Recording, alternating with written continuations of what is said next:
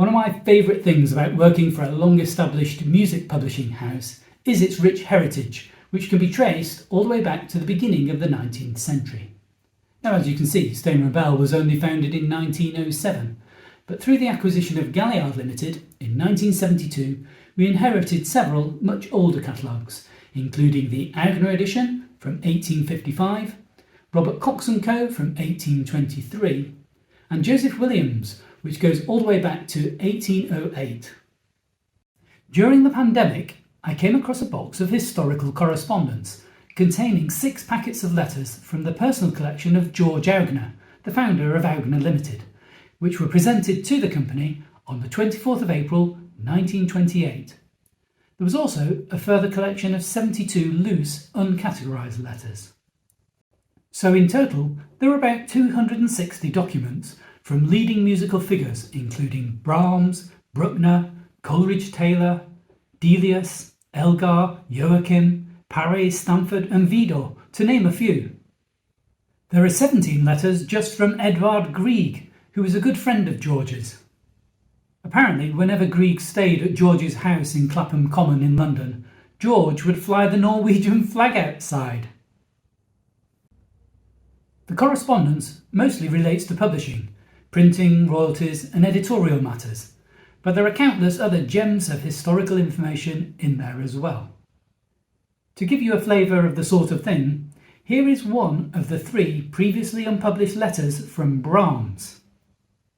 As you can see, the letter is in German, but a translation was helpfully provided among the papers presented to the company in 1928.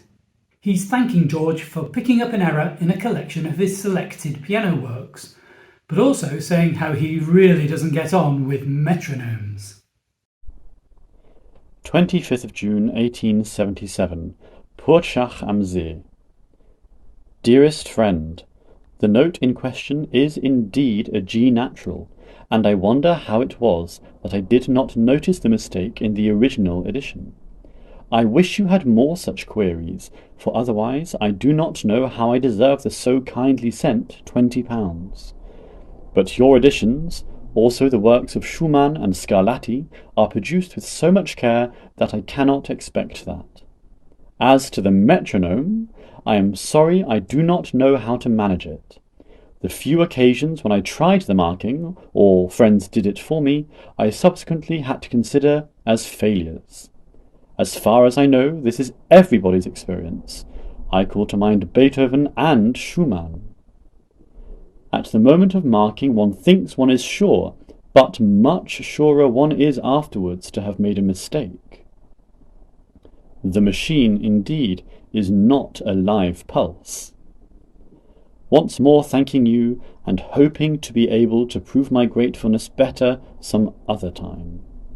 Yours very devotedly, J. Brahms. Brahms's dislike for the metronome is already well known from his published letters. In one he said, "My blood and mechanical instruments do not go well together." But nonetheless, it was still very exciting to discover a new source document from 1877 which confirmed those views. And that was just one of a rich collection of over 260 letters that we uncovered. And as you can imagine, it was so exciting to actually handle these papers written by such an illustrious roll call of late 19th century and early 20th century musical figures. But having uncovered the papers, we then felt a responsibility to ensure that they were not only preserved, but catalogued and insured and made available to music scholars who could well be interested in consulting them. So we contacted the British Library in London and invited them to take a look to see if they might be interested in giving the collection a new home. We were thrilled therefore to learn that they were indeed very keen, as not only did they already hold other Augener material, but they felt the collection represented a valuable insight into the working practices of an historic British publishing house, as well as being of interest to a wide range of music academics researching the many different composers and editors. So here I am at the British Library near King's Cross in London to deliver this unique collection of letters which will be documented and catalogued and made available to music scholars for the future. We are so delighted that the correspondence is being preserved as a single collection, and not broken up and dispersed far and wide. And I can't imagine a more appropriate home for this small but fascinating window into an historic British music publisher. And I mustn't forget to say that we're extremely grateful to the British Library Collections Trust for making this acquisition possible. Thank you.